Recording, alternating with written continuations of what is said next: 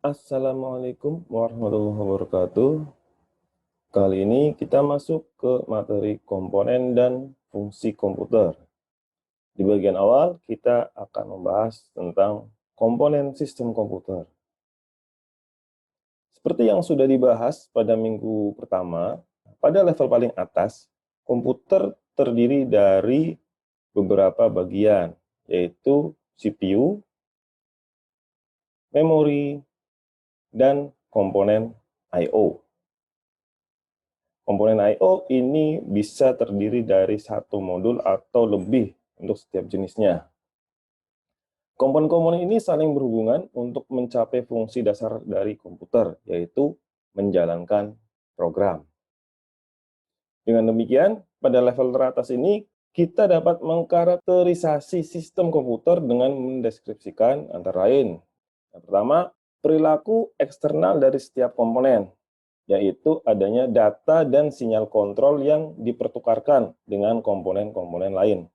Kemudian adanya struktur interkoneksi dan kontrol yang diperlukan untuk mengelola penggunaan struktur interkoneksi itu sendiri. Tampilan struktur dan fungsi pada tingkat atas ini penting karena dapat membuat kita bisa memahami lebih dalam sifat-sifat dari komputer. Yang tidak kalah penting adalah penggunaannya untuk memahami masalah evaluasi dari kinerja, di mana perangkat yang ada sekarang semakin kompleks. Kemudian pemahaman tentang struktur dan fungsi tingkat atas ini juga bisa menawarkan kita tentang wawasan-wawasan jika nantinya ada hambatan pada sistem komputer. Kemudian pemilihan jalur-jalur alternatif serta kemungkinan adanya kegagalan sistem jika adanya kegagalan komponen, dan adanya kemudahan pemahaman ketika kita membutuhkan penambahan peningkatan kinerja.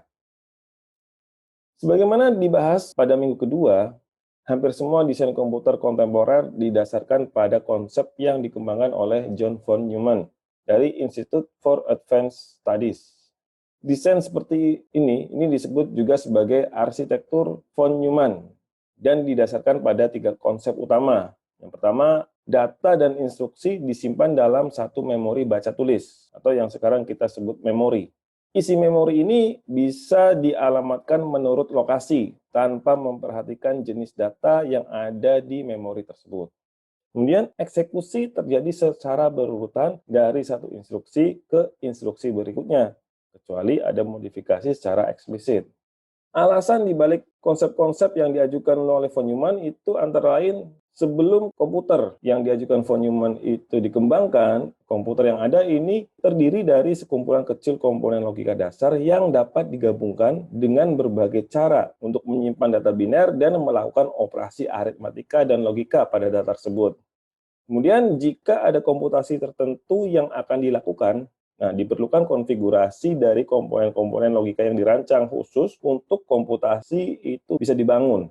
Nah, anggap saja proses menghubungkan berbagai komponen-komponen logika untuk membentuk konfigurasi yang diinginkan ini kita anggap sebagai bentuk pemrograman. Dan nantinya program yang dihasilkan adalah program dalam bentuk perangkat keras atau hardware program.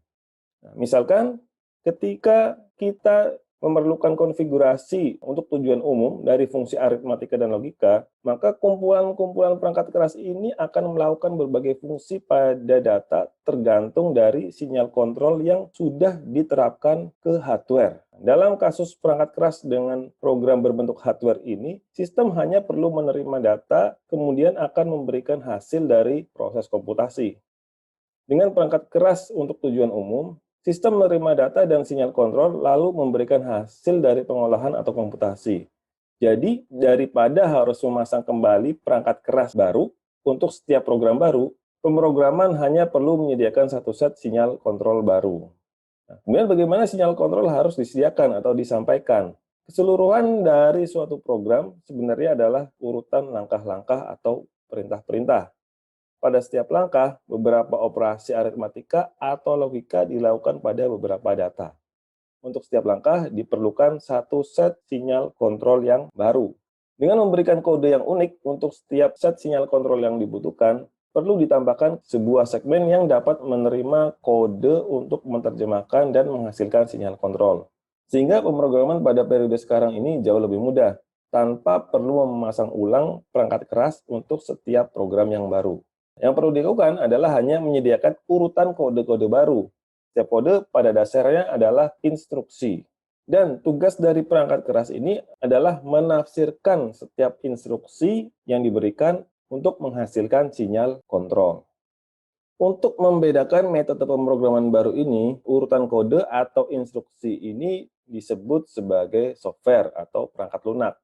Pada gambar sebelumnya, ditunjukkan dua komponen utama sistem, yaitu penerjemah instruksi dan modul fungsi aritmatika dan logika untuk keperluan umum. Nah, saat ini keduanya dikenal dengan nama CPU. Kemudian beberapa komponen lain juga diperlukan untuk menghasilkan komputer yang dapat berfungsi. Data dan instruksi harus dimasukkan ke dalam sistem. Untuk ini dibutuhkan semacam modul input. Modul ini berisi komponen dasar untuk menerima data dan instruksi dalam beberapa bentuk dan mengubahnya menjadi bentuk sinyal internal yang dapat digunakan oleh sistem. Kemudian diperlukan juga sarana pelaporan hasil yang berupa modul output. Secara keseluruhan, ini disebut sebagai komponen I/O atau komponen input-output. Sebuah perangkat input akan membawa instruksi dan data secara berurutan.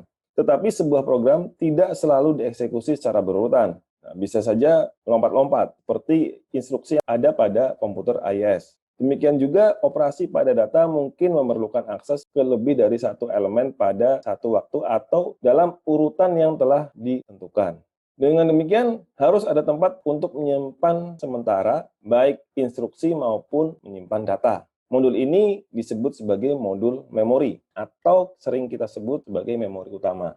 Penamaan ini digunakan untuk membedakan dari penyimpanan eksternal atau peripheral yang sering kita sebut sebagai hard disk. Von Neumann menunjukkan bahwa memori yang sama dapat digunakan untuk menyimpan instruksi dan juga data. Kemudian CPU juga bertukar data dengan memori. Untuk tujuan ini, biasanya di dalam CPU terdapat dua buah register internal. Yang pertama ada Memory Address Register yang menentukan alamat dalam memori untuk pembacaan dan penulisan berikutnya.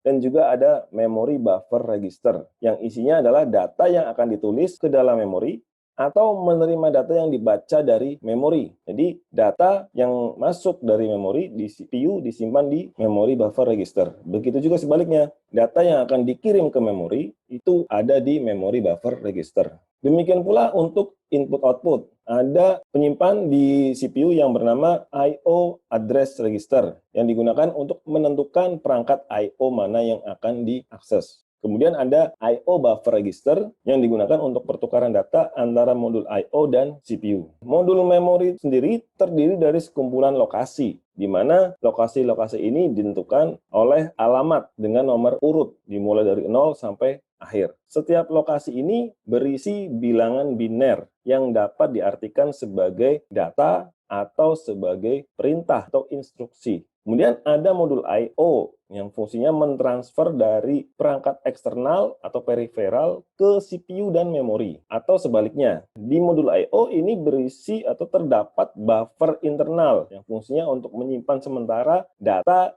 yang akan disampaikan ke peripheral atau yang didapatkan dari peripheral sebelum dikirim ke CPU atau dikirim ke memori.